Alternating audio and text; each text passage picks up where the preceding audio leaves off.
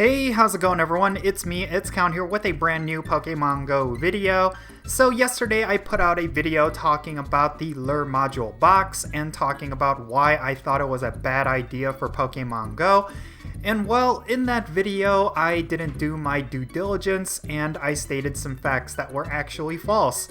And I do have to take ownership of that. I do think that a little bit more research should have been done. I stated a lot of incorrect things and I do want to apologize for that. But does it change my opinion regarding the Lure Module box? No, it doesn't actually do that. So I'm going to be talking about why in this video. So let's roll the intro and jump right into it.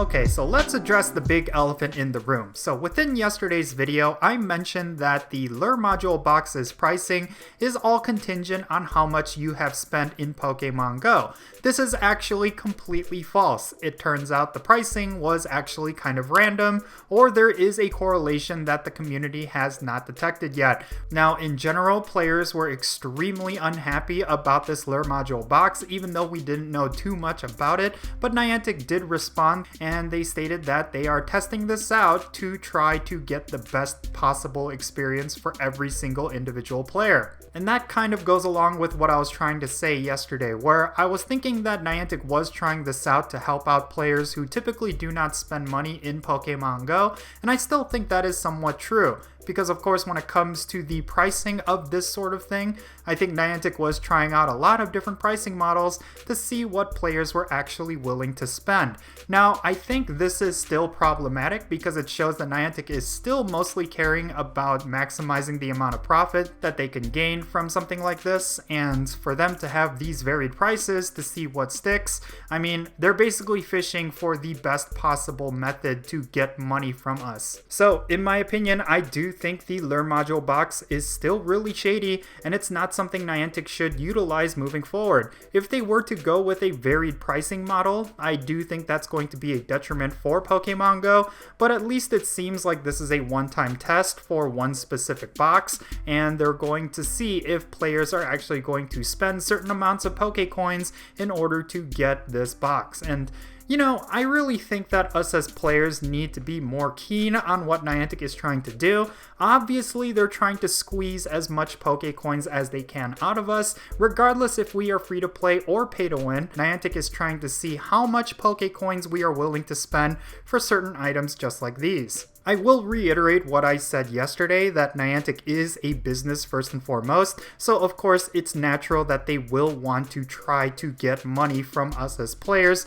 because that is what's going to keep the game afloat, that is what's going to keep the company afloat, and that's totally understandable. But if they are doing this with the shadiest means possible, then yes, it's going to generate a lot of backlash, and sure, it might generate a lot of revenue up front, but it's going to be a detriment for the game as a whole. And let's be realistic here, I do not think that Niantic has any other game that they could rely on other than Pokemon Go. So if this game goes down the gutter, then their entire company is going to be in trouble. It really is a one-hit wonder for Niantic, and let's be real, that's pretty much the case, because even when it comes to their other games, they're either struggling or they are just not doing that well. I don't necessarily know how things are going on the Ingress side, but like I mentioned in yesterday's video, Harry Potter Wizards Unite is about to be shut down, and I don't think Pikmin is doing that well compared to Pokemon Go. I don't think it's generating a whole bunch of revenue, and I don't think it's necessarily going to be something that drives Niantic moving forward. And of course, they've had a lot of canceled projects already, like for example the Catan World Explorers game that I was actually looking forward to, that did not even get past testing. So yeah, that should kind of tell you that Niantic is kind of putting all of their chips into Pokemon Go. So the last thing that they would want to see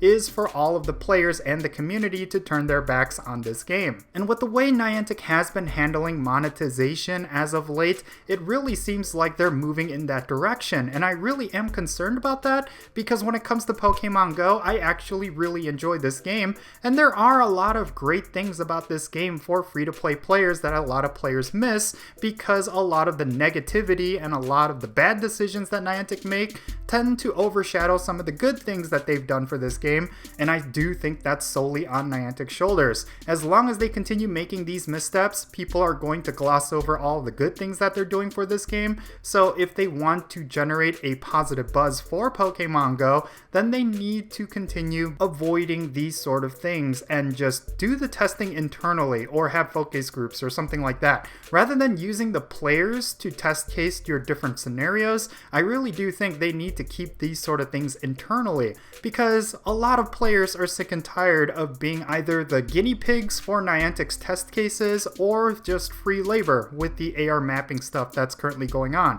A lot of players are frustrated and fed up with how Niantic is treating them. I mean, as long as there is this mutual level of respect, then players are going to enjoy the game and the buzz around Pokemon Go is going to make a turn for the better. And I really hope Niantic understands that, because this sort of lure module box was really not helpful for Pokemon Go at all. Like, the community was just frustrated by it, it generated a lot of negativity and backlash, and it was all unnecessary because Niantic decided to test out certain things with the community rather than internally. So hopefully some lessons were learned here regarding this whole lure module box situation, and I really do hope that we will never see something like this again in Pokemon Go, but I will not put my hopes up because Niantic has had a bad history over the last couple of years, and even though they've done some good things for Pokemon Go, they've certainly made a lot of missteps as well, and yeah, I'm going to recognize all of that. So yeah, leave your thoughts in the comment section below what you think about the lure module box after learning more about them.